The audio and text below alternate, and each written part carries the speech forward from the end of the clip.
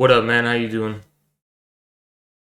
Oh, cool. I have your fucking stream open on the tab. Hold up. Okay, cool. I just closed it. That's less confusing now. All right, for sure. How's it going, man? Good. How about you? Pretty good, man. I'm sipping on my favorite capitalist treat now, the Sonic Red Bull slushy here. It's pretty Oh chill. shit. Yeah. That's our Sonics. They're only in Ohio, right? I don't know. I got one in Texas, man. I think they're all over the South. Oh, that was something else. That's something else. I'm thinking of something. I'm a fucking idiot. You're thinking of Culver's or something? Nah, not even Culver's. I don't know. Yeah, I have no idea. Can I raise his volume? Yeah, I could do that. Wait, actually, talk. Does Hi, hi, hi. that work, guys? Is I'm that good? talking. I can't tell. You tell me. Is that good?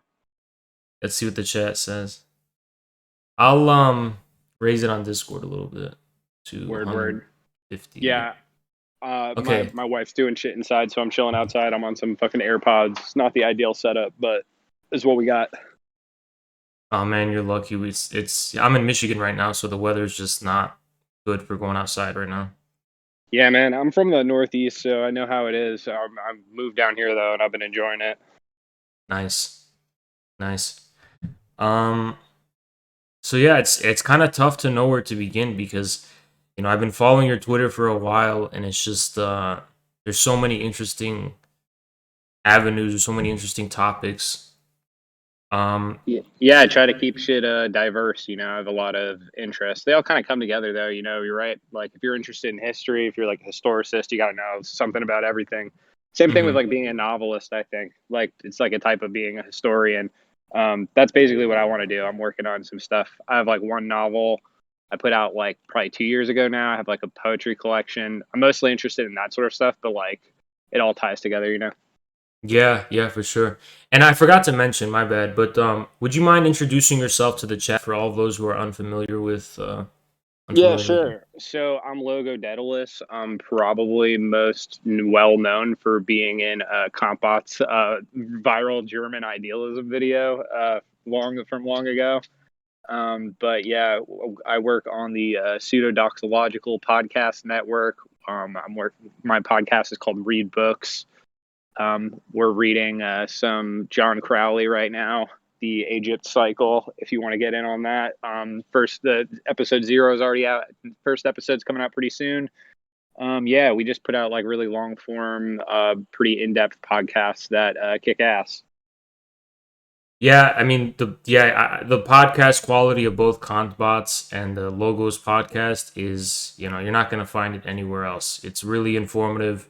You're gonna learn a Yeah, we're lot. talking like 17-hour series on Contra, shit like that. Like a lot, like very in depth shit. All the other podcasters are trailing us. Yeah, for real, man. I mean, I never liked podcasts or could stand listening to them, but that stuff I can listen to. It's Yeah, we're trying to do more like kind of it's like we're mixing genres, but this is sort of like our outsourced academia. We're recreating the invisible college of the Rosicrucians. Come join us. yeah. I mean, so I know this is kind of annoying, but as a topic to begin with, just because it's the theme of the stream, I know for sure this is definitely like not the most interesting or even important thing. Uh, but maybe we should begin with the topic of American politics right now, because I think out of anyone, um, with few exceptions, I think I definitely kind of really identify with where you and Kantbot are coming from in regards to the kind of political stance you're taking right now in America, which is, I mean, I don't want to call it I like mean, a yeah. we're basically like we just consider the politics. I mean, I'm just going to speak for myself, but Mhm. it's something we kind of share that like the politics in America is fundamentally like an anti-politics. It's a circus. It's not real. It's all simulation. It's all virtual. Everyone It gets all like absorbed into it, and like we talk about the eternal culture war, but the eternal culture war is just the electoral cycle, and the electoral cycle never fucking ends. So there's really like no point in engaging on that level with it. If you want to have a real political perspective, you have to have a geopolitical perspective, and you can't have a geopolitical perspective inside of the American media circus. It just doesn't exist. It's not even an option. That's exactly the perspective that because we ourselves, influential, we're like a collective of like 11 people. It's exactly where we're coming from. And actually, it's because of that fact that leftists will look at us and be like, how are you guys leftists? You guys are Nazbols. You guys are Yeah, secret right, rightists, you know? exactly. I get that all the time. I mean, I kind of am responsible to a certain degree for spreading the Nazbol meme because some of my Russian friends really like that, and we all are big fans of like Grajdanskaya Obrona and whatnot. Like a lot of like Egor Latov. I was like a Russian studies guy, so I really like Russian stuff, and I have like a kind of more complicated understanding, I think, of the history of the Soviet Union than most Americans. Also, Yeah, I can definitely see that. Regarding this whole thing about it all being a circus, it's interesting to me because it's almost like I don't actually think the left-right distinction historically is meaningless. I think there's definitely something clear about that distinction, maybe beginning with the French Revolution and onwards. But the thing about America is that, as far as America is concerned, it's a completely meaningless distinction. The American left and the American right. There doesn't seem to me to be any meaningful distinction between them. I think the only it's real. actually kind of upside down in the historical terms, is what I would say, right? Because Mhm. like historically, the most like leftist or like socialist things that have happened like objectively in America are like from the old Republicans, Mm, Herbert Hoover feeding like the Soviets. You know what I mean? yeah. During the Civil War period, things like this, which is not something we ever really talk about, right? Like Abraham Lincoln was beloved by Marx, especially. But that's not really like how we consider things now. That was like one of the interesting things, right? If we're looking at like the party realignments, like there was a time I was probably more hopeful that it would have been actually like there would have been a potentiality for turning the Republican Party into like a workers' party. I mean, Mm. this is pretty explicitly what Trump was running on. I think that's where a lot of his power was coming from.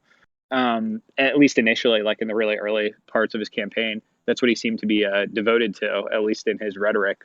I don't think it's like entirely impossible to do, but the culture war is like so dominant that you can't even you can't get anyone to focus on just like material incentives like that. We ourselves kind of have this half meme, half serious kind of thing where we have this idea of CPUSA 2036, and the meaning of it is basically that 2036 is a cool number. It sounds like futuristic and so whatever. And this idea of reviving the Communist Party in the United States is, maybe it's not viable, maybe it won't work, but I like the dream. I like the idea of it. I like I mean, the CPUSA in America just has such a fucking sordid history that I don't even have a positive brand association. Oh yeah, I completely agree. It's just that I don't know. I guess for us, there's two reasons for the appeal. The first one is China. Obviously, China has given meaning to what it means for a communist party to be in power in a way that um, I guess is viable in the 21st century and so on. The other thing is that we're kind of just sick of the left, the American left. The cultural left or Of course, whatever, yeah, and we the see. fandom. And we see it as this kind of like return to roots, this return to the original thing. Um, but I don't know. We definitely think that a huge political realignment has been happening in America, especially has been accelerated by the election of Biden.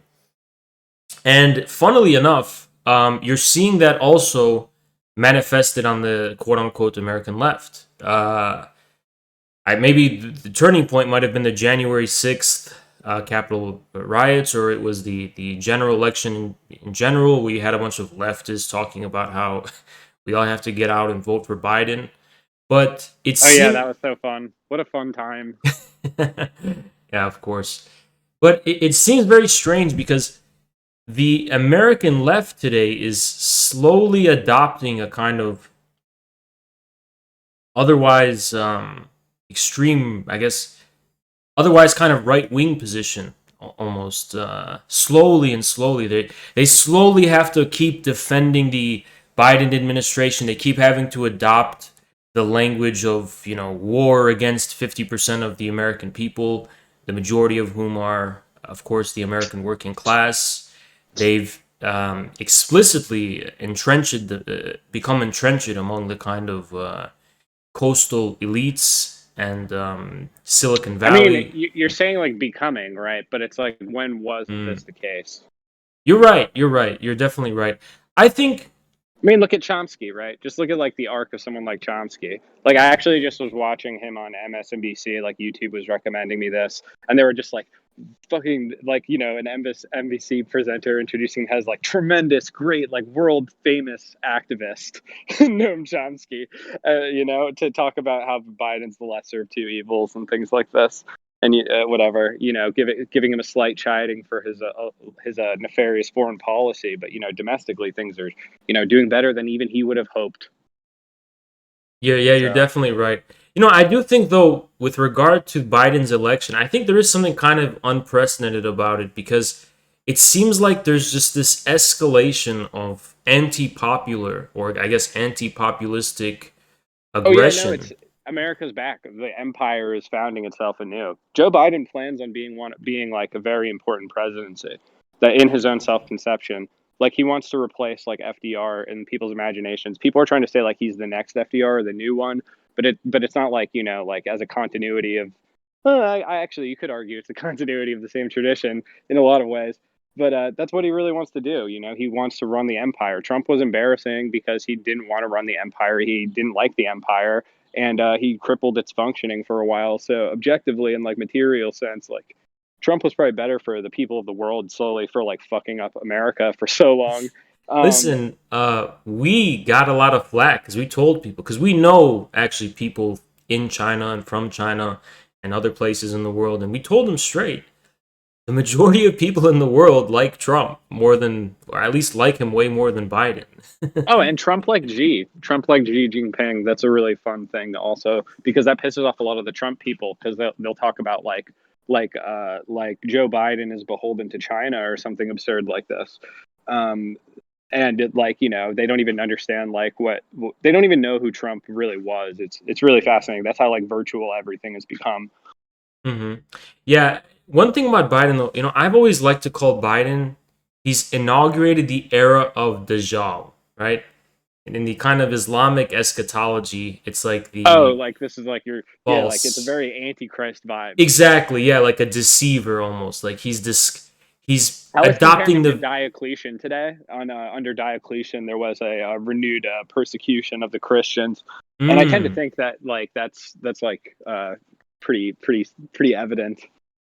that's a good way of putting it too. It's like it's almost kind of disturbing. They're adopting the veneer of FDR and, oh, we're gonna have an infrastructure plan, but then you're seeing this rhetoric of, oh, infrastructure is a little bit too masculine. Let's focus more on care. Let's adopt this new paradigm of care because We're gonna infrastructure is really more of a metaphor if you think about it.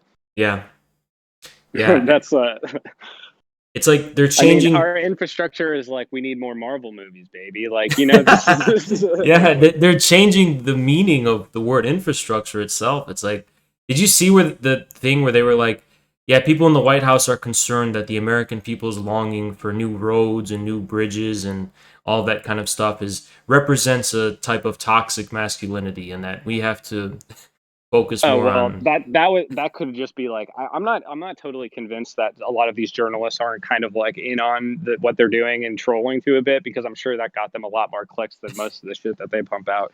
You know what I mean? Like, you have to wonder, like, are they really that dumb all the time, or are they kind of doing their own trolls? I think that here's what I've always thought about, I guess, leftists in general. And when I say leftists, you know what I mean. I'm talking about like American, not real leftists, but like Just American they're like they're libs. they're Yeah, the most libs, devoted basically. libs. I would just call them progressives, because that's what they call themselves, and that's Yeah, like the sure, origin of their progressives. Yeah. tradition. But like, what, and again, like, I would say that it's good to call them progressives with like that historical connotation, because like then like the Malthusian like Mm-hmm. utilitarianism of it, really, like, that is like the real fundamental, like, this kind of antinatalist, very Malthusian understanding of the world. Like, all these people are like, they're social Darwinists to a degree, but like, it's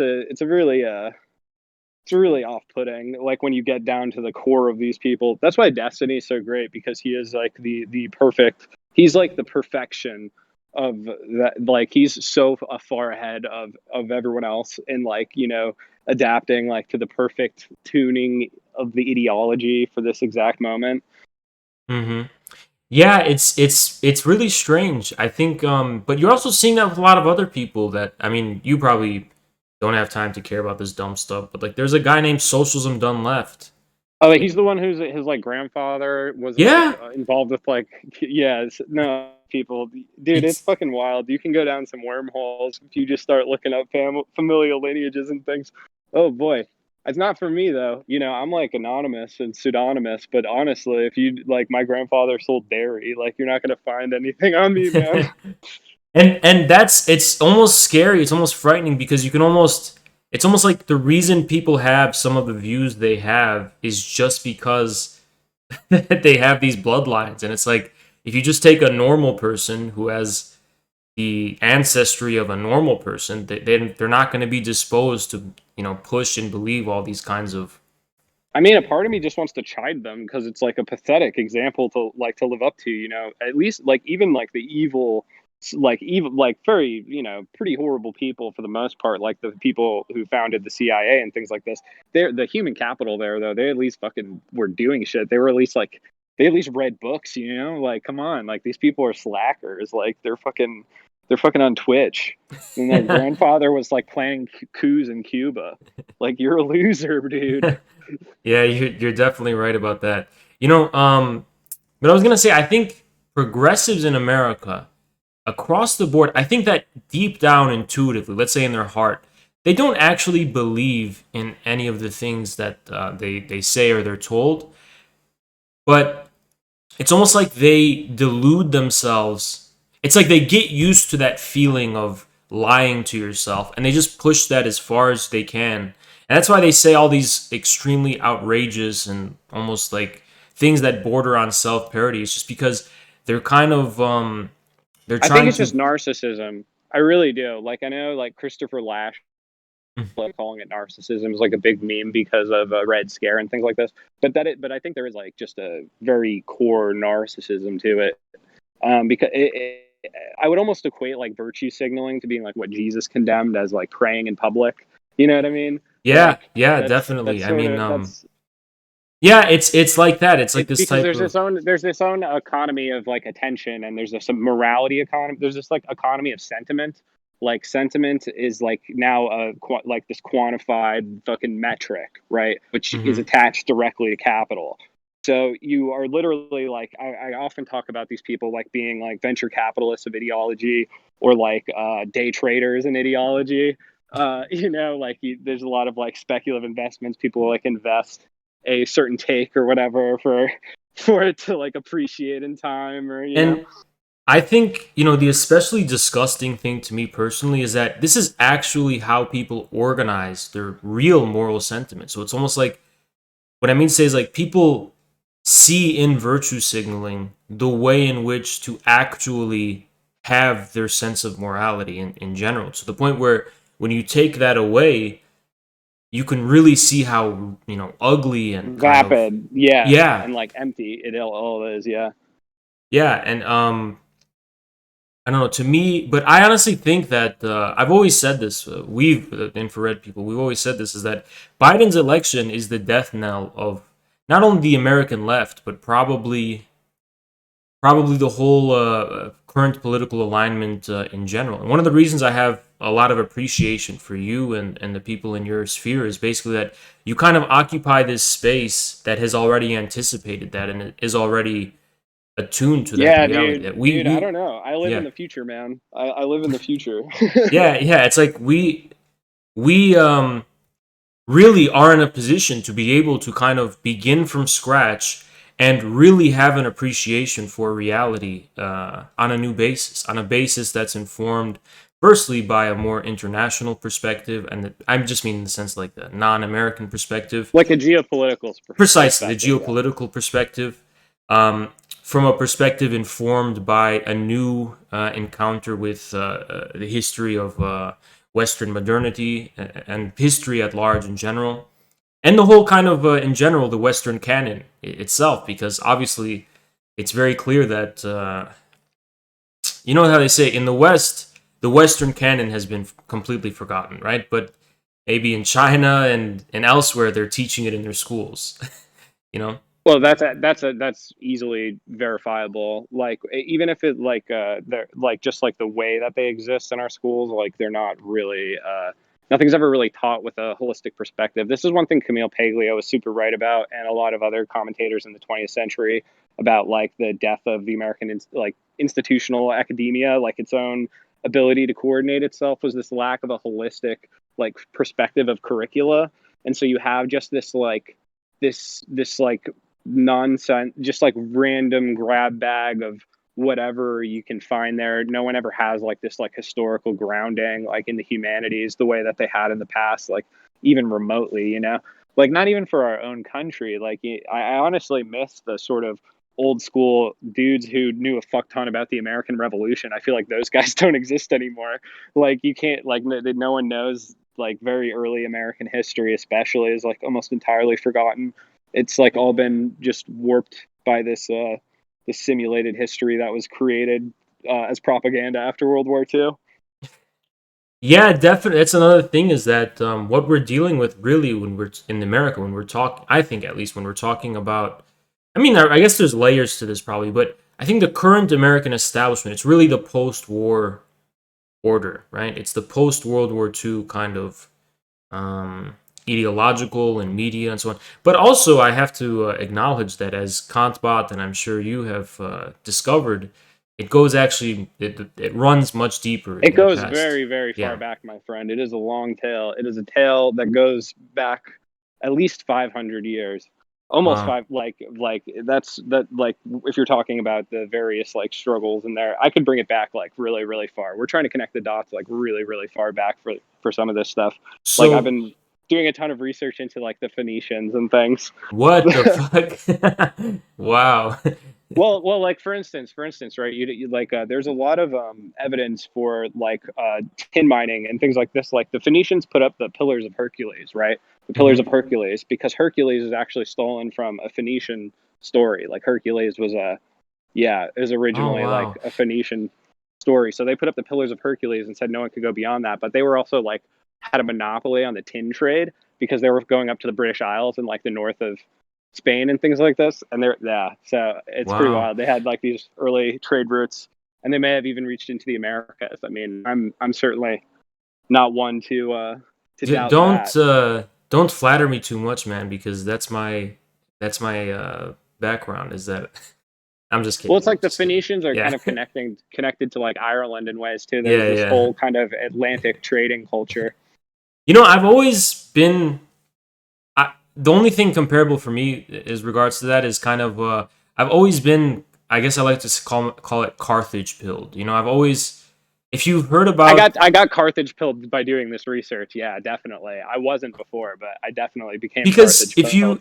if you study Carthage, you can see that it's clear that this civilization, which was its own non-Hellenic civilization, it was the only kind of major civilization in the Mediterranean that wasn't Hellenized. And clearly, the Roman Empire was not unaffected by it, right? It clearly must have imparted a legacy that I mean, yeah. was. One of the main things we just generally miss again is it goes back to the Phoenicians, right? Because the Punic culture, these are like later like built off of like Phoenician infrastructure fundamentally, because that was where the Phoenicians had all their trading ports and stuff. But like the cultural interchange between the two, like a lot like a lot of these really early like pre-Socratic philosophers were Phoenicians. Hmm. Yeah, I mean, not to abruptly shift gears, but I have had this question on the back of my mind, and I kind of want to explore this topic if it's all right. And it's kind of really simplistic and vulgar, but so probably I guess two questions, right? I know a lot of, especially on the right. I mean, you're probably used to a lot of people being annoying about this, but when it comes to modernity, right? Do you kind of ascribe to the view that what we call modernity is a kind of catastrophic and abrupt moment of history in which everything simply changed and can clearly be kind of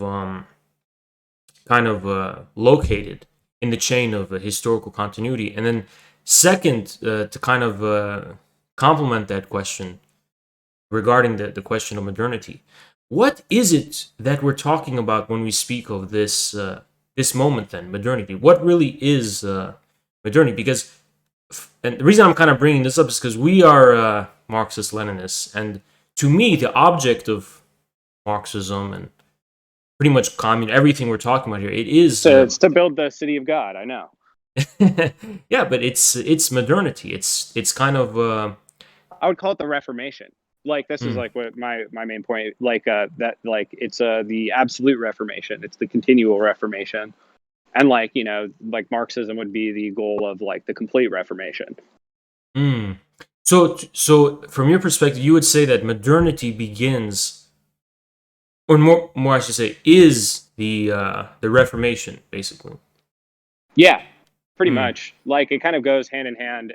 Like that's like for instance, like you have movable type and stuff in earlier cultures, earlier societies had like the ability, if they had wanted to print books, but they had like religious like taboos on the creation of like or the reproduction of like sacred print materials. You know what I mean? Like as far as text. So like really the psychological change that of like the development of like mass publishing, I think is like it's a radical change in the way people structure like their own consciousnesses as well. This like the creation of this sort of mass media or whatever. It's interesting because this is, I think, Hegel's perspective as well. For Hegel, Yes, perfect. Yes, exactly. the Protestant Reformation is what did he say? It's the new dawn. It's the Germanic age, the final age of world history. But the reason I have difficulty with this view, I guess, is it to me it doesn't answer the question of wasn't the Renaissance, Italian Renaissance, also a kind of predecessor or part of this same kind of Oh, well, the Renaissance, right? The Renaissance humanists, right? Like these people, these are like these were huge parts of the early Reformation. Like the Reformation goes in all sorts of different directions. You can think of like it's constantly splintering into a million different sects, and a lot of those like burn out and die, and you like never hear of them again. But that's just how it goes. But that's kind of like a big part of the Renaissance too. Is like things like the development of the University of Padua, and there's like people like Nicholas Cusano, or you eventually get to like Giordano Bruno.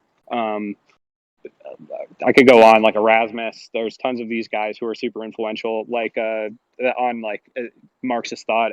Tons of stuff like that. I mean, it not just Marxist thought, but just as an example.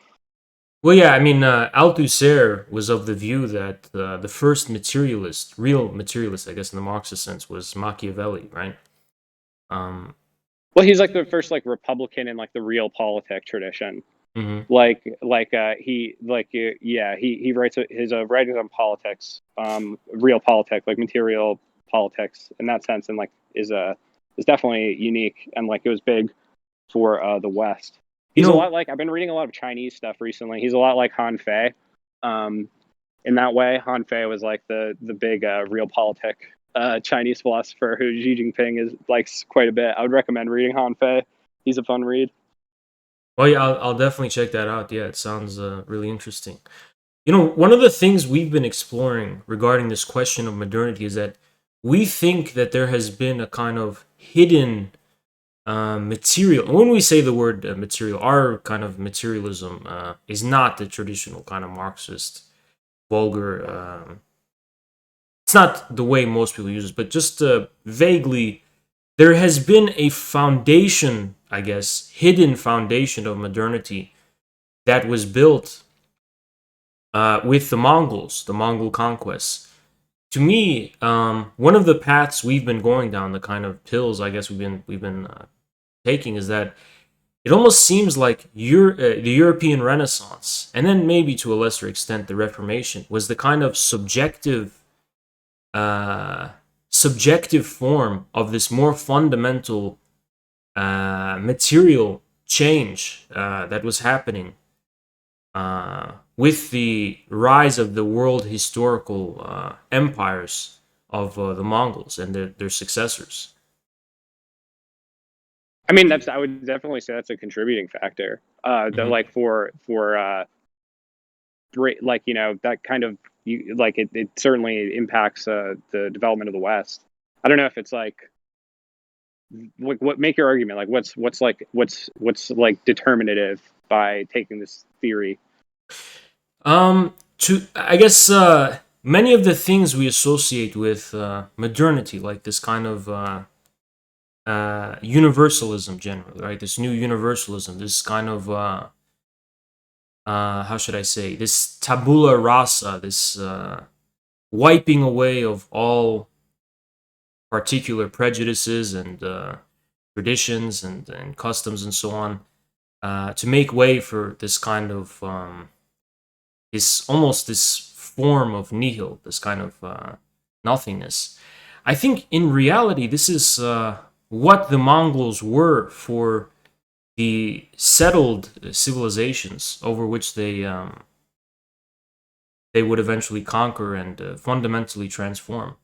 The Mongols, whether it was the Islamic civilization, whether it was Russia, whether it was China, the Mongols were this kind of completely new blank slate, which laid the ground for this new type of universalism, this new type of understanding of politics, completely divorced from almost a kind of universalistic politics, I guess I would call it. But I could see some parts of that. There is like tons of, I'm learning more and more like all the time about China's influence like during the Middle Ages and things just through trade. But like there a lot of like innovations in like these places do end up like in other places or like reinvented, like kind of parallel. But yeah, I could see that. That is kind of like, this does seem sort of like a dual, like an East versus West thing, like which gets a little idealistic, I think. I don't know. I'm like I don't know. I don't know if that's like the most determinative thing. I don't know if I would make that argument. yeah, you know, one of the things I find interesting that I would always love to pose this question to kind of more traditionalist, not just maybe right wing type of people, is if we can say that they have a critique of modernity and they have a critique of the ways in which modern culture has erased the culture of the traditional West, I would say, what is it which is the substance of the West? Isn't Western history kind of only defined by this continual abstraction and continual negation of its own, I guess, substantive content? I mean, I don't know if I would get like, it's yeah, it's like a transformative or it's like evolutionary or, you know, that's like, you could say or, you know, people, Spengler calls it Faustianism, right? Which isn't like all too off base in some respects. Mm-hmm. Yeah, I mean, that's arguable, I would say. That's like what the tradition of when people are talking about the West. I mean, it depends on who's talking about the West. You know, a lot of people talk about the West and they're talking about the 1950s, like in the suburbs or something. And, you know, like whatever the West means to them, or like the moon landing, that's what the West means. I don't know. Like I like talking about like the West in general is less interesting to me than going into like the the specifics here, because there's Yeah. like vastly like differing like inside of the West, however you'd put it, there's like these vastly different interpretations of things and like tons of conflict.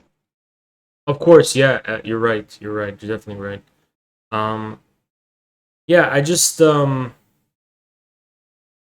I don't know. It's just kind of an aside, but so I guess I'm kind of just asking simplistic questions, so I have to apologize. But what would you say reflects most on your philosophical background.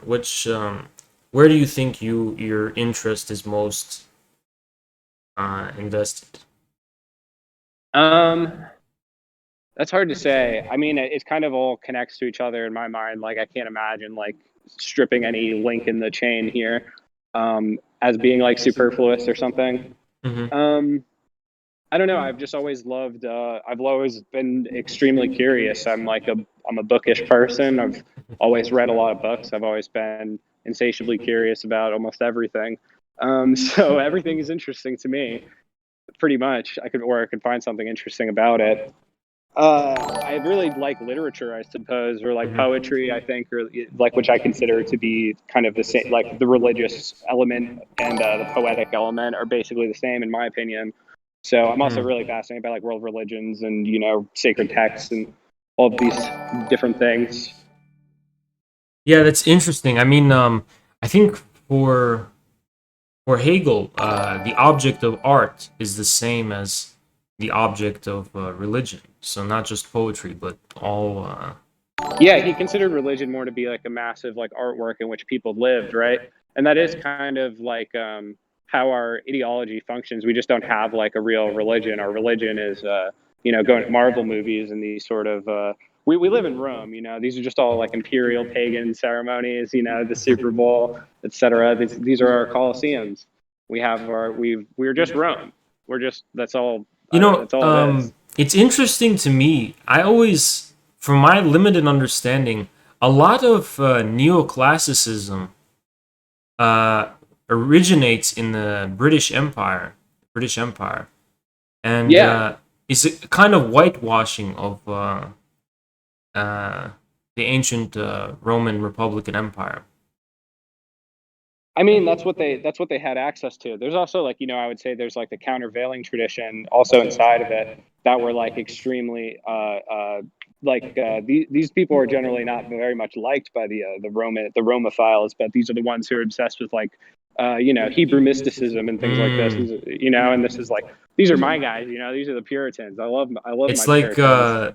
the distinction Freud made between Moses the Midianite, who was more of the kind of mysterious, mystical side, and then Moses the Egyptian, who was the more rationalistic and kind of logocentric. Yeah. Yeah, it's really interesting. So, um, uh, I this is another kind of stupid question I want to throw your way, but I'm really interested in. So, when we're talking about this kind of establishment, which goes back hundreds and hundreds of years, whatever we want to call it, the elites. The hereditary aristocracy is my go-to term these days. Precisely, precisely. Is there really a kind of is there some sort of preservation among them of this same I mean explicit preservation of the same kind of occult and alchemical and mystical beliefs which we can trace to the very beginning of modernity? I would say that they've been kind of just like watered down and watered down and watered down and watered down. That like they don't really. A lot of these things get like rehashed over and over and over again to new means. Like it's kind of just like an old set of costumery that almost anyone can adopt and claim like the tradition of. Like a Mm. lot of people have taken up being the Rosicrucians over time, especially just like in this tradition, or like there's tons and tons and tons of types of Masons or like Masonic or these like secret society fraternal organizations and things like this. Mm. So like a lot of that imagery sticks around and like people will reappropriate it to new ends. I don't know, like I don't really believe in like the like literal Satanist like pedophile conspiracy. That's like true in a sort of metaphysical sense, but it's Okay, not I as like got you. I literally got you. true as people would make it out to be. Um, but like I mean like I don't know I like a lot of Orthodox Christians. I Mm. always have, and I think that their analysis on things is usually pretty good. And so I was just watching this video today. I was like talking about like that the Lil Nas X thing that everyone was freaking out about, and then people were freaking out about people freaking out about it. because they were saying that it was like the Satanic Panic 2 or whatever. But it's like, like it's pretty objectively like deploying this sort of like satanic imagery that has been like built up in like the pop cultural mind or whatever over time by people with extremely shady origins, like fucking people like Anton LaVey. That's I mean what I'm talking about that kind of scares me a little bit is that I when that video came out, I kind of did a review on stream, and I was like, this video is cringe. This video is fucking. He's just trying to get attention. He's trying to play off of people's paranoia, and he's trying to basically insult the sensibilities of a lot of people. But I couldn't help but kind of understand the kind of, I don't know, I guess schizophrenic type of response to watching that type of video. Like, wow, it's really that out in the open. But then when you subtext anymore. Yeah, but then when you actually think about it, you're like, okay, clearly he's just doing it ironically, and he's not, it's not. But then you actually have the question, like, where does that symbolism actually originate? Where did that even come from, right? And when you start asking those types of questions, you start getting more paranoid and like, wow, this actually has an origin. Yeah, it's not just a meme, What is the point of the video? What's it trying to express? Like, what is it trying to say? It's a piece of art, you know what I'm saying? Like, and as I'm saying, like, all art has like deploys these sorts of religious symbolisms or things that can be taken as metaphors for such. Mm-hmm. And like it's clearly that he's trying to like say a specific thing, and what he's specifically saying is like that you have to like destroy all like self-doubts and like crown your like ego, essentially. Like you crown your like virtual, that's like, and you become the king of hell or whatever. That's this is the idea. It's kind of it's a perversion of like the Miltonic, like taking Milton and being like this but unironically. Yeah, I mean, that's one of the interesting things about what it is we're talking about with modernity, is that we say it's, and I completely agree. Thank you so much, Hidden Torse. We say, and I agree with this more or less view, that it's the Reformation, but we can also clearly see that, at least in explicit terms, it seems to at least appear completely divorced from all religion, all tradition, all particular background. And it's a kind of like a big question, like, what is the object of the kind of modern subject, It's just like evil. I don't know. Crime. I don't like. I was trying to think. Like, I was like, you can justify you can explain almost anything in America and just be like, it's just crime. It's like, it's just a crime. Like they just get away with it.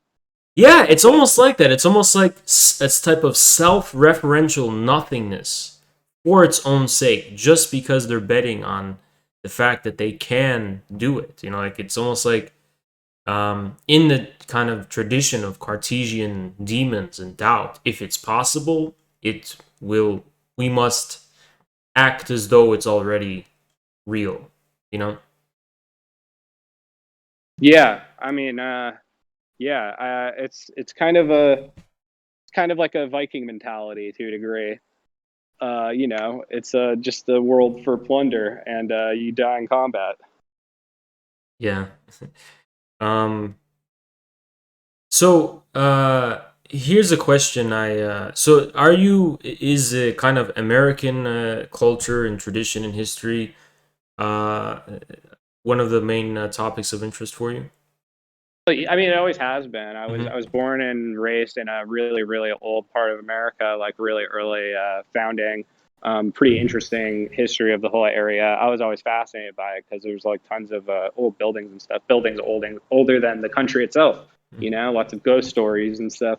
It was it was a weird place to grow up, but I was always interested in that stuff, and I'm fascinated just by history in general. So I used a lot of the like local. My local area as like a prism through which to see everything else, just like, I'm the kind of person I read all like the old town histories of my like little townlets. Nice. I mean, yeah, I saw a video by Dugan, and he was talking about the differences between American pragmatism and British utilitarianism. And There are differences, yeah. yeah, There are yeah, some. he pointed out how, you'd think that pragmatism is just an extension of the British utilitarianism, but Dugin says it's a completely different type of thing. And one of the things I've always wanted to understand was, in what way is American pragmatism, which I guess in the words of Dugin is the kind of logos of America. This is his words, at least. Um, in what There, way? there's there is a degree to which that's true. Jordan Peterson is probably the closest to a popular pragmatist right now, and a lot of what the pragmatists were doing is essentially they're like holding out a domain for non or like what you could call non-rational inquiry, or like basically everything that isn't just like these analytical logic statements or like syllogisms, but like the leaving room for like poetry as something that would inform like your decisions on things or whatever. People like Rorty, who's like a very big pragmatist, would make the example that like you can be a scientist and a Christian, at the same time. You can believe in both of these things. So like they were often like less like the utilitarians want to like erase all of this sort of shit. They don't want you to do anything. They just like want to maximize your inputs and outputs. But I've always been interested from a kind of religious and theological perspective. Why does pragmatism? Why is this the kind of philosophical spirit of America? Because I can understand the relation between utilitarianism and, let's say, maybe British Well, say Anglican. with the original Puritans, right? Like the theory had to be the practice. They were identical. They were trying to Mm, derive the perfect form of not just governance of a church polity, but of a political polity at mm, the same time on in like this new place.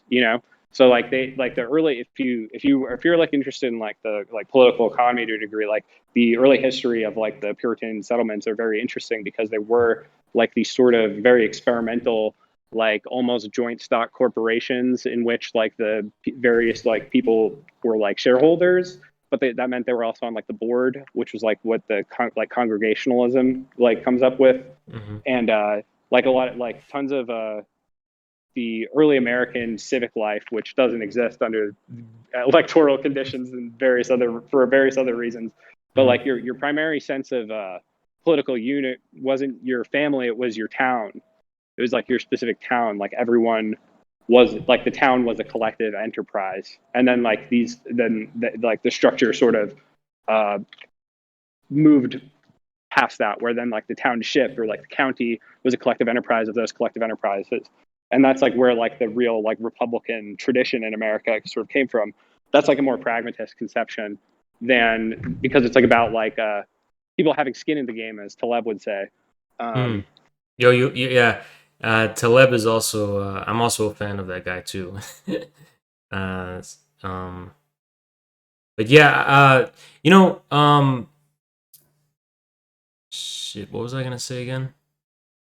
It was about. Oh yeah. In one of our videos we did on our YouTube, I actually briefly studied very briefly the Puritans and all that kind of stuff to demonstrate, because the video was about the meaning of socialism, basically, right?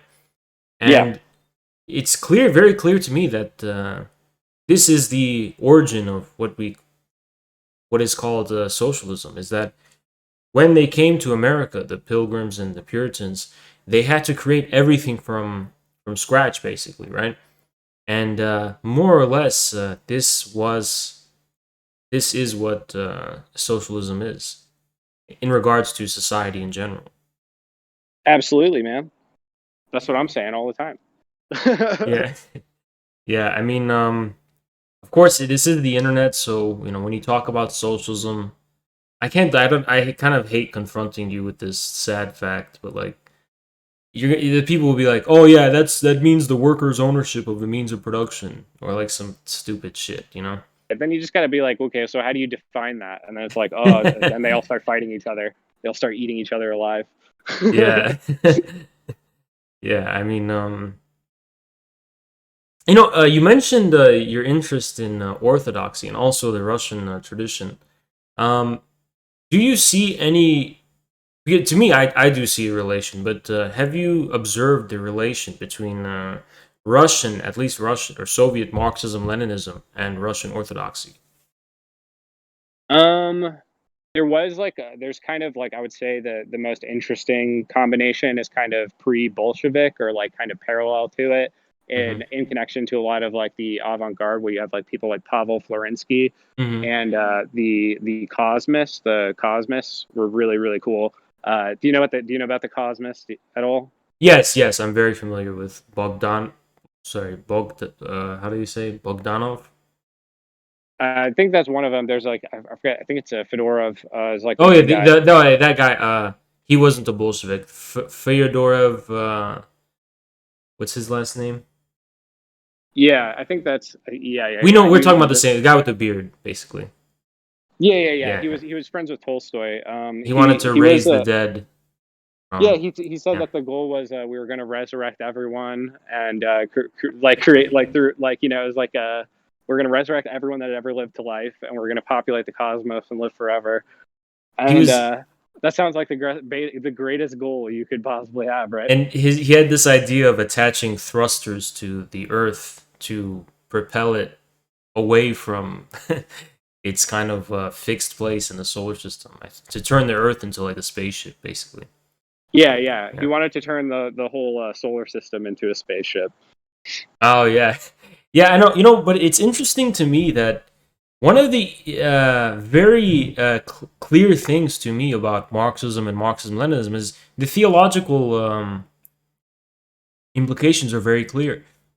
So, you know, if you want to understand the theological nature of Marxism, Lenin, like what religion is it the kind of secular form of?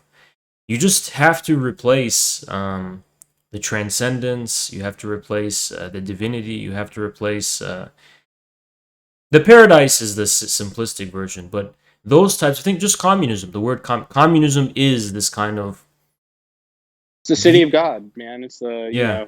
it's making things. It's like it's what it's in the Lord's Prayer, for God's Yeah, sake. yeah. It's like but it also can be seen as the point in which I think in the, you can correct me if I'm wrong, to the extent of my familiarity within the Orthodox tradition, you kind of have this subtle theme of man following in the footsteps of Christ and almost becoming divine.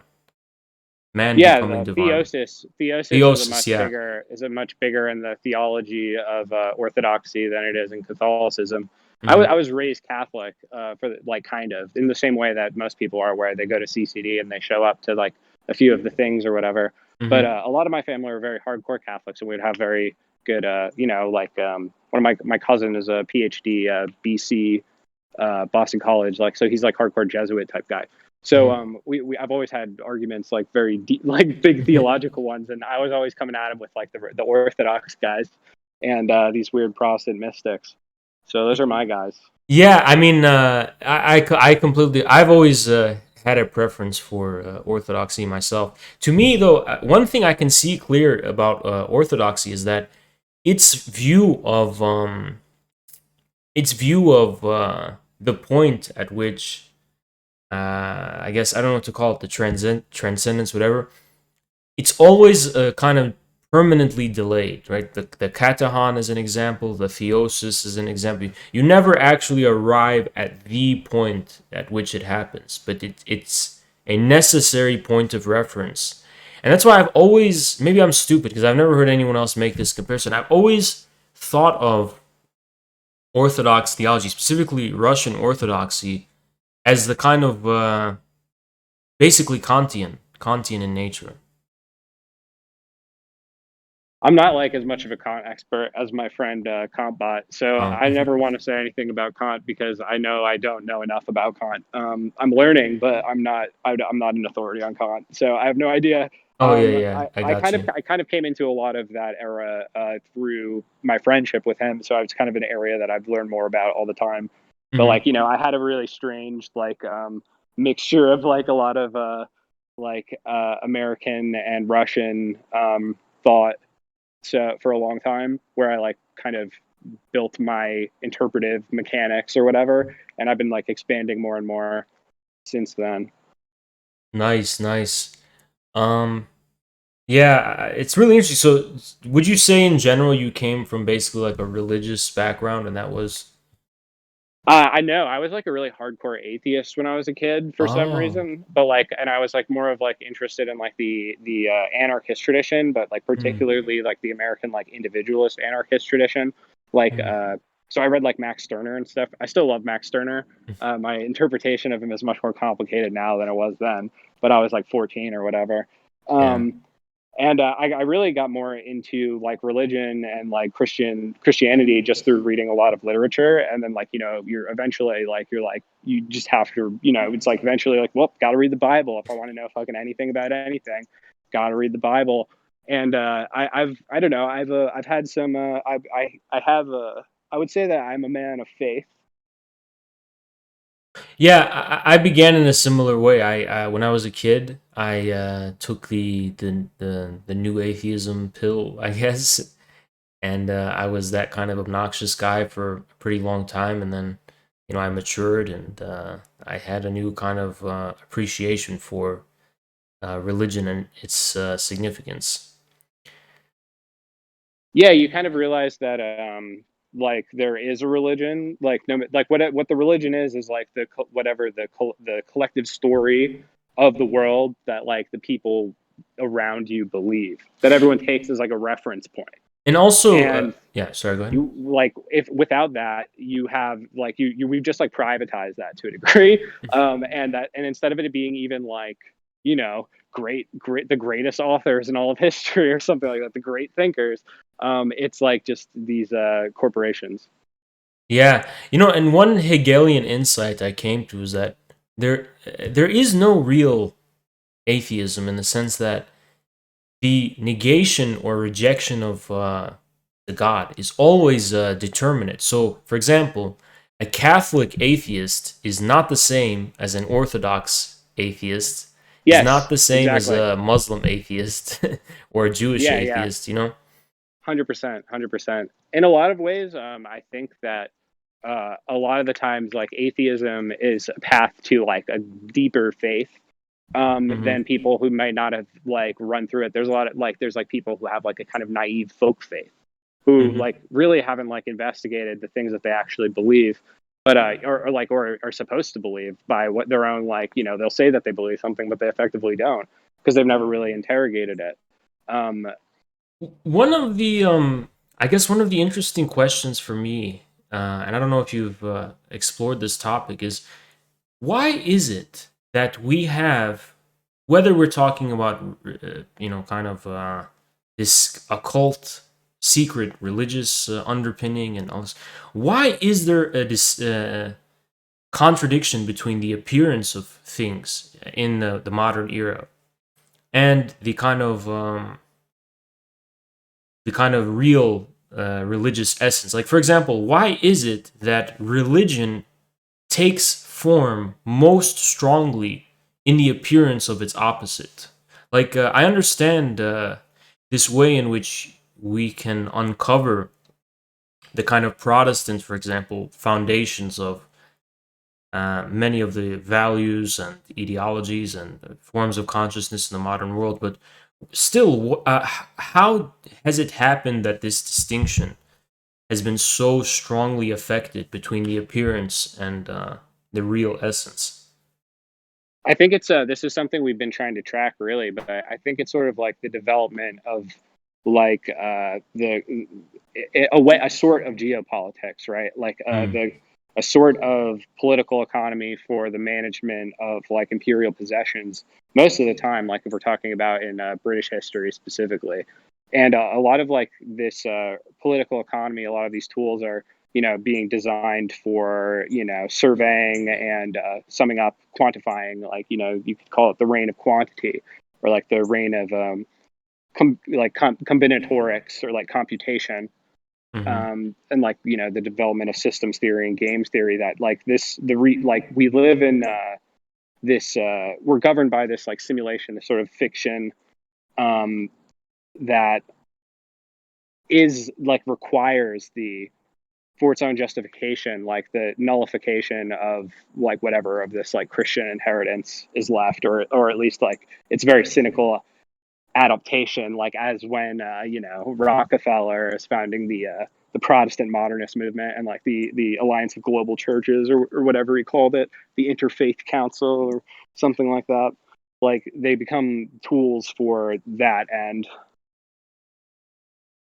Yeah, I mean, it's interesting to me because when it comes to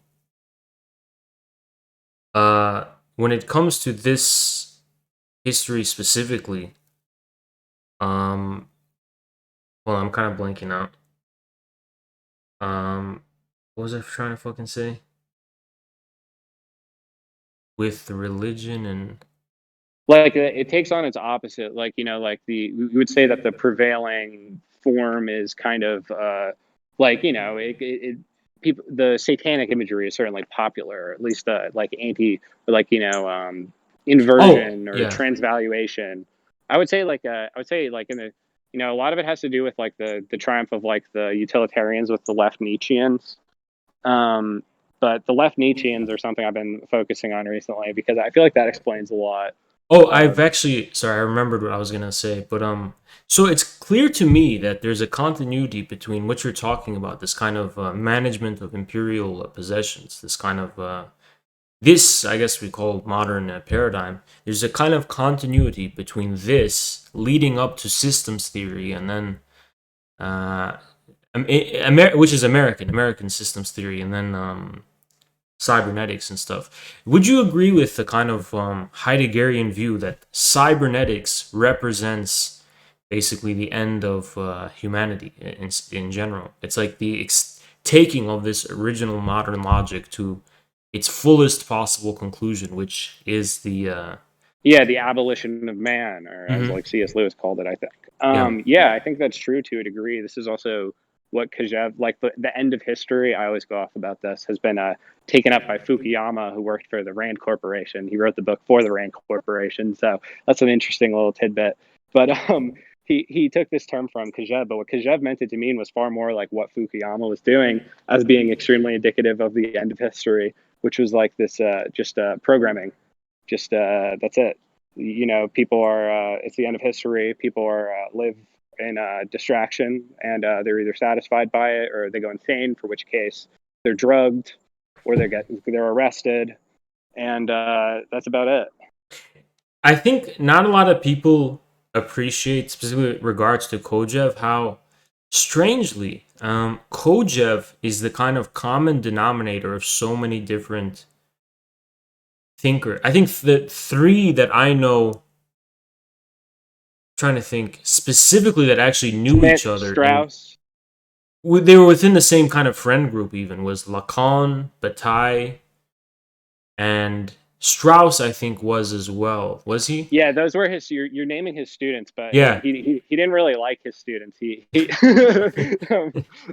for but good reason, in my opinion. But it's almost like but all of them, though, were kind of trying to develop some original insight that I guess begins with Kojève. Or I would argue maybe begins with Heidegger to me.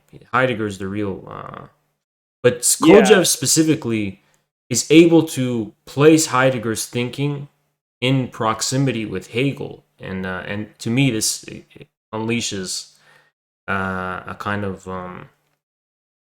big problem for oh, I yeah, feel you on that, dude. That one, that's been that it haunts me. Like it yeah, really does. yeah. I mean, have you ever gone down the kind of like Bataille rabbit hole, like just become one of those Yeah, guys? Yeah, so I feel like Bataille, right? Bataille's whole thing is like, he could Kojève called him a magician who began to believe in his own sleight of hand. And I yeah, think that's pretty accurate. Bataille, in one of his journals, I believe he said, like, when confronted with Kojève's argument, he felt as if he was like an animal, like a wolf whose like leg had been trapped by like in a steel trap, that he'd have to like bite off his limb to get out. you know, uh to yeah, me, I I think oh, sorry. that's a path a lot of people go down. I think, though, is like this kind of that like it has like it's like I think the modern battalions are like like Nick Land, and a lot of the like more aesthetic like far right that are like seem to be more interested in like turning their lives into an artwork and like being obsessed with Mishima and things like this. That comes out more from like Bataille. Yeah, I That's like the mean, Bataillean reaction to Kojève or whatever. yeah, there was a period in my life where I isolated myself from all society, and it's what happened to me. The thing you described about Bataille, like at first I saw it as this kind of playful, you're just playing around with this kind of magic stuff or whatever, and then I began to become uh, so immersed in it that I started to believe in it. I started to really see in but it follows from Heidegger's kind of shift to a more imminent and I guess maybe not imminent but tautological kind of Well, way of he kind thinking. of gives up on philosophy, and Yeah, he's exactly. just like everyone just read Holderlin. um, yeah, Yeah. I like when philosophers give up on philosophy and they just are like, I'm sorry, I just could never write poetry. I was trying. Yeah, I mean, yeah, Heidegger. That's why I tell people that I don't consider Heidegger himself a philosopher. To me, No, he's at his best a poet for sure. yeah, but I still think Heidegger is maybe to me at least the most well the most important Western thinker of the 20th century. I would say to me, for me at least. I don't know if I can. If I say the most important thinker, I'd be committing a type of sin, right? Because of course it's Lenin and Mao and Stalin and so on are the most Oh important. yeah. Those towering poets. Them. I mean, Stalin was a poet, so Yeah, we'll give it to him. definitely, definitely. Based. Thank you, Mushroom King. Appreciate it, man. Yeah, I think, but this kind of view of the end of philosophy, I think, I don't know if you would agree, but would you not agree maybe that Hegel has to be the last philosopher? There can be no more philosophy. If Hegel's right, yeah. Yeah, of course, yeah, yeah. But to me, I've always seen all post philosophy after Hegel kind of just retracing the steps of German idealism and not really going any farther Yeah, than that. and in some ways, a fun one is Hamann or Hamann. I never know how to say any of these fucking German names. I didn't study German. My wife did. That was not my study. uh, but he predicted a lot of the like sort of postmodern response. Like I'd recommend this book After Enlightenment. I always recommend this, but he's a really interesting thinker. He like the philosophical turn to language, etc. He predicts a lot of this stuff. Like most, he's like kind of already predicts almost everything Nietzsche is going to say, and like by the consequences of like the Enlightenment. And then he even like proposes like a synthesis afterwards. So he and like William Blake, I think, had like the furthest views on that time period, and they were kind of contemporaneous. Yeah, yeah. It's almost like it's clear to me that even with the linguistic turn of the mid 20th century, this new focus on language, as far as I'm not saying these are its only philosophical. Sorry, it's not its only consequences, but as far as its philosophical implications is concerned, it seems to be just stuck with Kant. You haven't gone farther than Kant with that. It seems to me like a recreation of the Kant's Yeah, transcendental. Uh, yeah. I mean, we kind of do like just retrace these circles. I mean, this is sort of what's one thing that's a little compelling about Spengler is that he just placed Hegel at the top of like the autumnal cycle in his cycle here. So it's basically like we had this civilization. Hegel reaped all of the best of it, and like now we live in the cold. And yeah, yeah. I mean, we got a lot of people in the chat with some spicy takes. This guy goes, Quentin Measu was the only guy who escaped Hegel's trap. I think it's a cope, dude. I don't um, even know who that is, so I couldn't tell you. Measu, he's the guy. He's like a French guy, if I'm saying his name right. He wrote the book After Finitude. Oh, okay. Yeah, Yeah, I haven't read that. I don't know. Yeah, I I don't know. I think don't trust Frenchmen. That's one of my policies. They're like the Scots. I you know just don't just trust them. just because Zizek's been memed to hell and back, people don't understand. Like when Zizek has critiqued these philosophers like Meyasu, he rips them apart, dude. Like he's not just like a joke Zizek. I mean, he has a very profound um foundation for his thinking in his writings. I mean, Yeah, he's pretty good. He's been kind of getting more into like the Blakeian stuff as he's gotten older, which is pretty really, cool. Oh William yeah, I Blake? mean, yeah. I mean, he was reading Really? like Altheiser, right? Like Christian atheism or things like that sort of. Uh huh. That's Altheiser, right? I always get Althusser and Altheiser fucking Althusser? confused. Yeah. Yeah. That's what I always just No, say Althusser. I don't know. I don't even know what's no, the correct. the theologian, Zizek was a fan of his, and he's a big William Blake guy. I mean, my philosophical grounding. So, like, if you're talking about like 20th century, like my favorites of the 20th century are like Marshall McLuhan and Northrop Frye. But Mm. but like, it's like a pretty different field, I guess. That's more. They're more like media studies or like criticism in that sense. Oh Like, yeah. yeah. They're super influential in my thought. Hmm. Interesting. I actually don't know. I know of those people. You know, what was McLuhan was the guy with the quote that said, "The new war is the information war," something like that. Yeah, he said World War III is Yeah, yeah. essentially the World War information Three. Yeah, war with no difference between civilians and partisans, like no distinctions. Yeah, he was a head of the curve on a lot of shit. He was a very smart guy, very well read. But again, he gets it all from like Blake and Joyce. All of like the really greatest insights come from like inspiration and like the best of the literary tradition, in my opinion. Like all the best philosophers are really just really great commentators on the great poets that they've read. For the most part, they're kind of trying to systematize them. And yeah, so a lot of like really great, like Marx loves like the satirical tradition. He loved literature, novels especially. So I think that like one of the sad things, I suppose, is hermeneutics has been destroyed so fundamentally in Western academia. Like basically everyone functions on like audience response theory now. And so yeah. this is like when you read Othello and then you talk about Black Lives Matter, and it's like, what is this? Oh my god, dude! It's what a pity. It's that's one of the listen. People don't get this right. It bothers me so much. People not only like Marx, but even the more partisan ones that we know, like Lenin, even probably Stalin, Mao, and the rest of them, especially Marx. Marx was so profoundly. If you just read Marx and Engels, they had such a profound disgust for what they would call the Philistines of their time, who were more, whether they were socialists, leftists, or otherwise, who just had this kind of, not to like, have vulgar memes, but like NPC type of audience response, virtue signalers. There's Victorians. Yeah, but We still live in Victorianism to a degree, like a lot of you can see just like elements of Victorian society in America in new forms.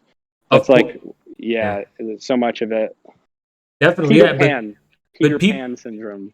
yeah, people would definitely consider all the greatest Marxists, including Marxists and Engels themselves, today, they would consider them as like right wing crypto fascists. Oh yeah, no, they're not serious. It's all fake, like they live in a Yeah. fake world. Like if it's not on their Wikipedia thing or their summary of like their Reddit strategy guide on how to debate X point against Y or whatever, they don't know shit about anything. They can't synthesize new knowledge. They just are like these rhetorical automata who Dude, if who you just knew chatter about the over each like other. the scene on political Twitch and YouTube and shit, dude, people like Vosh, they had a Oh research yeah, stream about they're they're the worst, man. dude.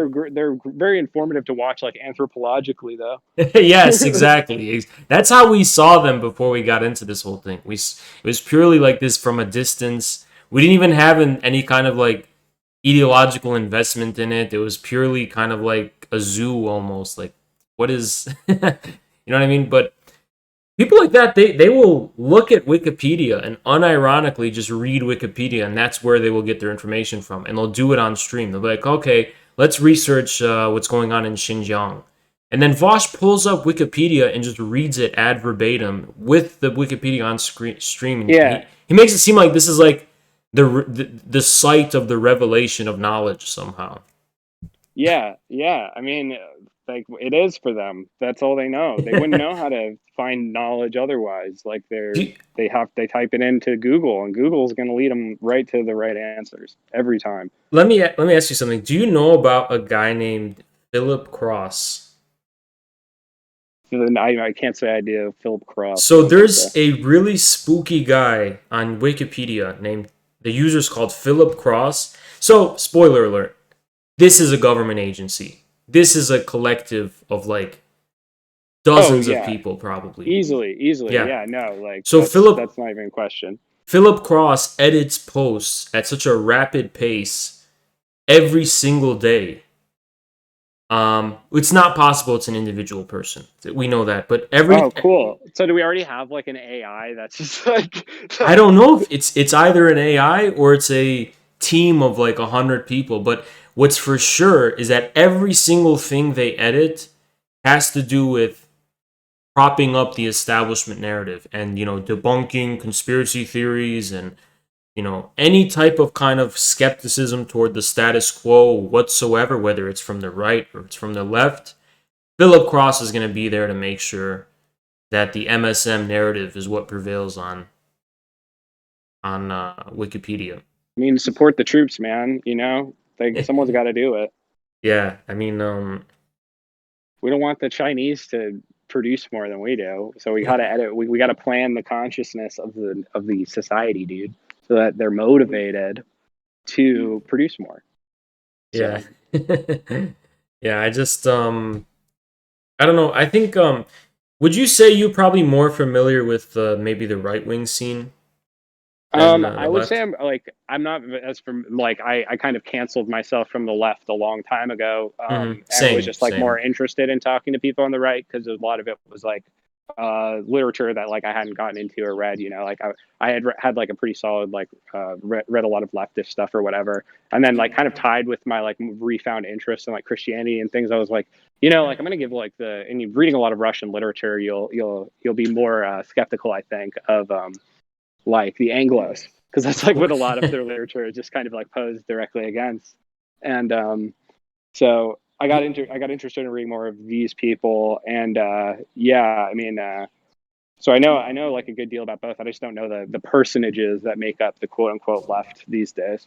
Yeah, I mean, it's almost like the left today is just synonymous with virtue signalers and people who cannot think independently. It's like it's not a partisan thing to say. It's like, it's literally true. Like, if you want to appreciate literature, if you want to care about what Lenin called the treasures of mankind, you're going to have to engage with people who are either apolitical or probably land themselves somewhere as conservatives or rightists. But it's always going to be them, and to me, our perspective, at least with regard to that, is that the left, wherever it exists, is always necessarily corrupt. And and what I mean by that is that if a left exists, right, and we still live in the world that we do, clearly they're corrupt. Clearly they're not succeeding in changing anything or overthrowing capitalism or anything like that. Oh yeah, no, they're doing their jobs though. They're doing the work. Like, they're doing what is their job is to do. It's just not what, like, their job is to be actors to a degree and to like perform sentiments and to have people mirror their sentiments, like pass that around so that everyone's kind of like on the same page to a degree, or at least can all perform in the same production here of America. Yeah. So that's what they do. Like, they're very good at that. But yeah, no, like they're not serious thinkers or anything. And it's interesting too because, if you think about it, beginning in the time of the French Revolution, there's a few interesting things to point out. First, Robespierre, right? We consider him part of the left today, and I guess I would, but at the time, Robespierre was not a kind of progressive. Robespierre, with his rejection of atheism and his more popular sentiment. He was a kind of almost conservative, Robespierre. And the first reactionaries, actually, were not the royalist restorationists. They were the kind of liberal, the Thermidorians, basically. And they were liberals. They weren't really just a return to the ancient regime, if that makes sense. Oh yeah. They were all Masons too. They were Voltairean atheists, basically. Voltairean. Yeah. I mean, a lot of them are Freemasons though, also. So A lot of them a lot are of them what? aren't even like. A lot of them were like Freemasons, or like Yeah, there's a lot yeah. of you could just. So it's like Freemasonry is interesting because like people take it as like both a within the organization itself, they take it both like literally and like symbolically to different degrees. It's pretty interesting. Have you So ever like it's hard been? to say like if you're going to like a Masonic mat, like are you an atheist? Like I don't know. Have Like you ever been to a Mason? Whenever I go to Masonic temples, because those are buildings that are they're historical buildings, so they're no longer for Freemasons. They're just, you know what I mean by that? they're just there's a bunch that Yeah. are just around. There's some that are Whenever still I go to operating them though. for like a party or an event or something, I always get spooked out like I'm in an unholy place that has been methodically and alchemically designed with the specific intent to like invoke some, I don't know, some effect with sacred geometry or something, you know? But I always Yeah, just get I this mean, kind of bad feeling. I don't know. Do you know what I'm talking about, or? uh, I haven't been inside enough Masonic lodges to like get spooked out by them. They like Mm-hmm. I've gone through like different levels of my affiliation with like what is like Masonic imagery, like just inherently spooky or something. But Mm-hmm. like it's undergone so many different revisions. But for example, right, on the back of the dollar, right, where you have like the Eye of Providence and things like this, most people would probably consider that to be like a pretty old thing, or it's like a leftover somehow from like the really early times in America. It's from the Great Seal of America, but the Great Seal of America was never something that was really that popularly used. The reason why it's on the back of the dollar, and the reason why it says Novus Order Seclorum, is because FDR, who is a very high level Mason, basically considered that to be the same as the New Deal. Hmm. It's like supposed to be like a Latin synonym. Yeah, I always wonder if these are just kind of people in power who are playing, with metaphors and, putting Well, a in lot of kind it of had Easter eggs. Or a is lot of it this. had a really practical considerations because like a lot of these like alchemical texts or whatever are also about like mining and like the and like early industry, like industrial processes, organizing industry, like Herbert Hoover. We were just getting obsessed with this one recently. I'm kind of like elated on this one because it's so fucking wild, and I can't believe I never knew this. But Herbert Hoover and his wife were the first people to translate Agricola's De Re Mineralibus or something like that. It's about like it's a really complicated like German philosophical text. I believe Marx even cites it, but it's like in the alchemical tradition, and it organized. It was like talking about like organized labor and like the rights of labor and like having 8-hour work days and things like this for maximum efficiency, and for like like so a lot of this like it's weirdly connected though in many ways. Like sometimes people think it's just like this nefarious symbolism that they're like are like doing knowingly or something, but a lot of it's connected to like these like these things that are like pretty good, like for construction projects, like building the fucking Hoover Dam, these sorts of things. It's a good thing to do. It helps. It's good to build infrastructure. It almost begs the question, like, because you can tell in other cultures, non-Western ones, I mean, that there's there's a clear distinction between the overtly kind of religious and this ambiguous sphere of the secular. I guess I don't know, where they're playing with symbols and they're playing with metaphors and they're kind of constructing, things that are they would otherwise from a modern. I think it's almost like only in the modern times do we have this kind of rigid distinction between the inner kind of holy and spiritual truth and then the secular world, to the point where like when we're confronted with Masonic imagery and when we're confronted with the legacy of this kind of worldly and secular traditions, there's something so nefarious and kind of unsettling about it, you know? I think it was kind of purposefully done to a degree in like the 20th century, where a lot of I feel like sort of the Satanic Panic as itself was sort of like a way of like covering for a bunch of other shit, you know. So it's like in a society where at the same time you have like the Franklin Boys scandal and shit like that. Then you have like this and like the Bohemian Grove and these sorts of Yeah. things.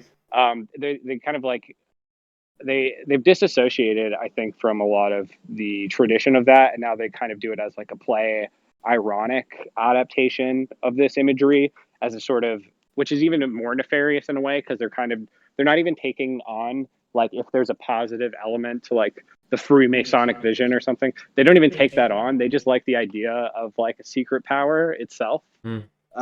So there's like I think it's taken on more nefarious hues than it was before, because again, like in the time where we're talking about like if we're saying like early 20th century America or late 19th century America, almost like tons of people, almost everyone was like involved in these sorts of lodges, like tons of, like I was just talking like Sun Ra, all these jazz musicians, most of them were like Prince Hall Masons.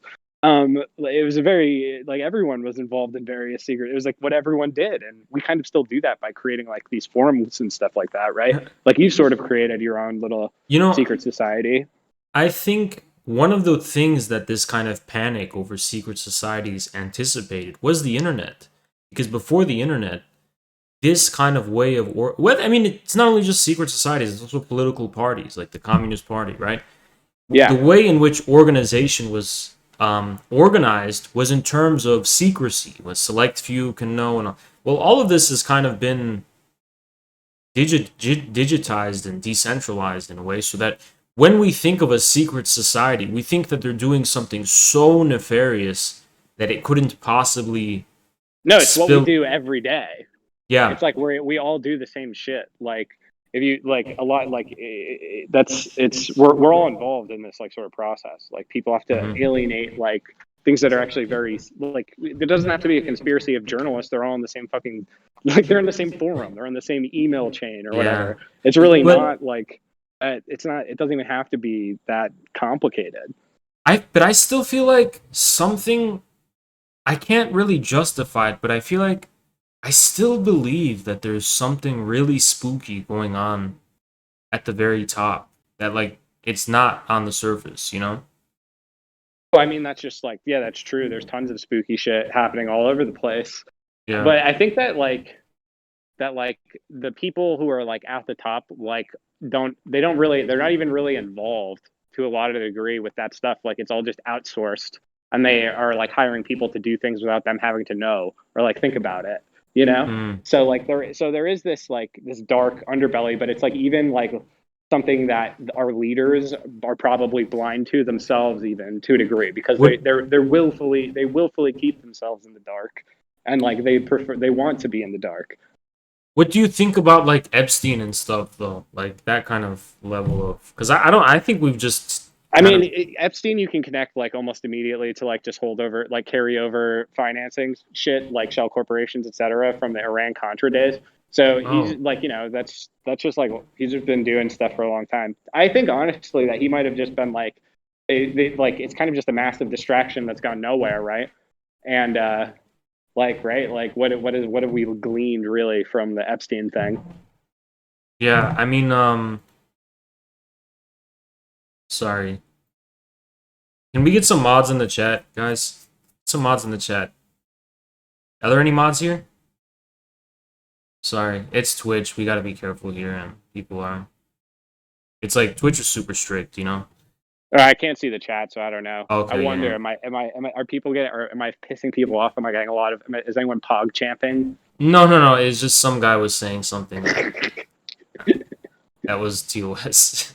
Yeah, but anyway, okay. Yeah, I think, do you think, I'm trying to think, like, when we talk about the establishment in the US, it's difficult to, like, locate that and map it out discreetly, but I think that this is kind of what Kantbot and maybe yourself have been doing, is basically, like, actually mapping out what it's like linchpin, you know? Yeah, I mean, we're also looking at just like the internal organization and like the development of the internal organization of like these institutions, Mm-hmm. because that's like extremely important. Like, that's where the real game is played. Is like who gets to restructure the architecture of these various interests and embedded bureaucracies and things. But that shit's like it gets really fuzzy, it gets really hairy because like the financial world is also so opaque. Like these people, like my God, like there's so much fuckery in our world, man. Like Panamanian merchant banks and all these offshore like British colonies, financial crypto colonies. It's a weird world up there when you're at the very top. I suppose you can just like fuck around and do crazy shit, just get away with world historical crime. Yeah, I mean, that's what I'm saying is like there has to be some really when people talk about like child sacrifice and all that kind of stuff, it's almost like I don't know that the things that the world that these elites experience is so different from ours that their minds must be so different that I don't know. It's almost like they live in a kind of David Lynch world, like that I kind mean, of I feel like we all surrealism. live in a kind of David Yeah, Lynch world, but yeah. you're right. You're Uh, right. Yeah. Yeah, I mean, I don't like I try to be a little more grounded than like being like Anderson Cooper's been going to black masses since he was 5 years old. Um, but I think there's like a kind of like, but it's like metaphorically true or like spiritually that's fundamentally true. I think that his actual like the people like these like super elite types who are from like super elite families and stuff. I think that they're really kind of hollow shells of people. They're really not that interesting at all. They literally require like this massive multi-billion-dollar media infrastructure to make themselves relevant in any way. They'd never hack it. None of these people would ever fucking hack it if they had to go through what us shit posters go through. Are you kidding me? Yeah, very true. Very actually, you're kind of right. Yeah, it's almost like the real people. It's almost like what Hegel says, right? The eye which sees evil everywhere is where evil is, right? Evil is in the eye that sees evil everywhere. So it's almost like we, the conspiracy theorists, are probably the evil ones, right? Well, a lot of conspiracy theorists in this degree. I don't like. I'm not a conspiracy theorist. I'm a financial consultant and a historian. Um, Yeah. Yeah, true, but true. but yeah, no, a lot of them like they just want to be in on the game. You know what I mean? There's a kind of like this is the sort of irony of something like QAnon coming off of a board that like hosts child pornography. It's like Oh yeah, yeah. Yeah, true, true. they're like, why can't I do that? It's like kind of a thing, like it's kind of funny in like some parts of like this like the aesthetic nihilist right or whatever. Jeffrey Epstein is like They a like him. relatable figure. There is a Yeah. relatable guy. Like that's there, but for the grace of God go I. That's how they look at it. Yeah, I mean, it goes from the bottom and all the way to the top, right? Like the same evil that's at the top is all the way at the lowest level. Yeah, it's place. Yeah, I mean, it's definitely true that, you know,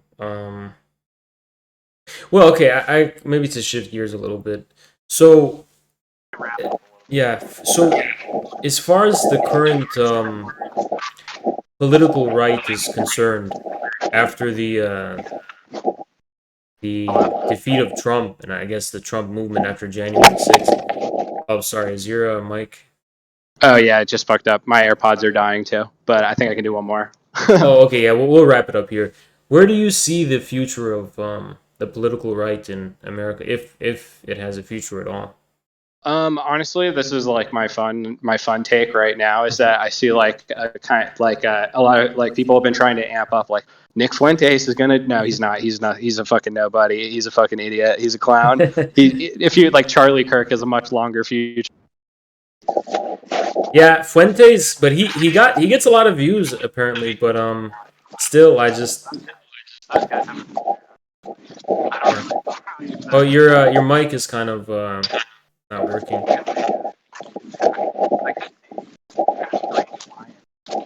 Hello?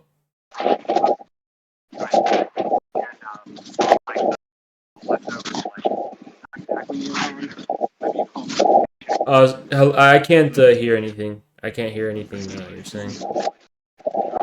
Here, I'm gonna send you a DM on Discord. Did you hear any of that? Yeah, I hear you now. I hear you now. Oh, okay. I didn't hear any of that. Oh, fuck. God damn it. I had a good one. Okay. Damn. I was saying that I could see some parts of like the post-left or whatever, the people who are now like, disassociating with the left, like, like doing a little Scoop Jackson action and like talking about how, the compassionate, the sort of like Texas Florida conservatives have the people's interest more in mind or something like that. I could see something like that, some sort of like weird, I don't know. There's a lot of ways it could go. I think that as the tech hubs are kind of shifting more towards like Texas and Florida, that'll lead to like the real future of the Republican Party. So the Republicans will become kind of more elitist? I think it'll be like Hispanic, like pro empire America, like hoorah, like Punisher truck America. Oh shit. But it'll be all Latinos, and it'll be like veterans and stuff, and it'll be like, I know exactly what you're talking. Dude, I know exactly what you're talking about, and yeah, right. Leftists are so blind to that because they have this idea that people who are minorities are just inherently going to be left wing. It's not true. Yeah, they're all liberals. Yeah. Yeah, all these Latin Americans are liberals. Yeah, they identify as Latinx. Yeah, and they all went to a liberal arts college. Exactly. Yeah, they're not in the Marines actually. Dude, I know exactly with the whole thing about veterans. I know exactly what you're talking about, dude. Like, yeah, I've been seeing I saw my first Punisher edition like Ford truck on a guy, and it was amazing. I was like, wow, this is like I found one. But yeah, they're out there, and they're a lot of them are doing the real like working class jobs, and if the left fails, you're gonna have a fascism of Latino Punishers. So, and the left seems to me just to be increasingly. They don't call it baizo in China for nothing. It's increasingly just hey, white. That guy follows me now. The guy who came up with that term. He's funny. Oh, really? He's in China? I think he's like actually not in China. He's like a Manchurian nationalist. It's very funny. I think he got in a scrape with the CCP because he's a reactionary. It's hilarious. Yeah, I mean, yeah, the I don't know, the whole socialism done left thing to me is like it almost seems like to me the real white supremacists are leftists, Like, yeah, I mean it's so fun, right? How many ways you can rephrase like Democrats are the real racists. I agree with that, though. True. Unironically, I don't know. It's like cringe when people say it or whatever. I guess everyone's supposed to believe, but then it's literally true. Here's another funny thing, though. But then, with the people who call themselves white supremacists, you'll find out that they're like 50% Hispanic or something. Yeah, no, because they're like the last ones to they're like, wait a minute, like wait, what is like they wanted to attain that. They're like, the last ones to catch on. It's like Elliot Rodger, he always like he's descended from British aristocrats, Yeah, and yeah, I know what you mean. Yeah, that's like it's funny because like I like to pull out the old school Anglo racism sometimes on them too because I'm like, you're all Germans. Like, what are you talking about? Yeah, like you're like half Italian. Shut up. Or like, yeah, it's hilarious. I would just he blocked me a long time ago, but I would just post my 23 maybe because I'm like 90. Sorry, I can't hear anything right now. Your mic is yeah, your mic is cutting out. Hello? Hi. Yeah, I can hear you now. All right. Yeah. Shit. I'm sorry about this, man. I put them down. There's AirPods are stupid because you can't just like turn them off. That's all right. Yeah, that's all right. I don't want to have to keep you if you if you gotta go though. Yeah, I'm gonna head in and like, yeah. So this was a nice conversation, man. It was fun. Yeah, definitely, man. And if you want to shout out anything to the audience so they can give you a follow. Yeah, we're on the Pseudodoxological Podcast Network. Subscribe to that shit. It's good, I promise. I've written 2 books. One's called Selfie Suicide. The other one's called Ampersand. You can find those probably on my Twitter account in the pinned thing if you're looking for that shit. And check out my friend's podcast, Ghost Jail. It's very funny. It's like a fucking experience. It's like a type of shit that not a lot of people are making right now. And all the episodes are fantastic. There'll be another one coming out pretty soon. So those are all my shout outs, I think. Yeah. Appreciate it, man. Thank you so much for coming peace out, on. man. See you later. It was a really good discussion. See you.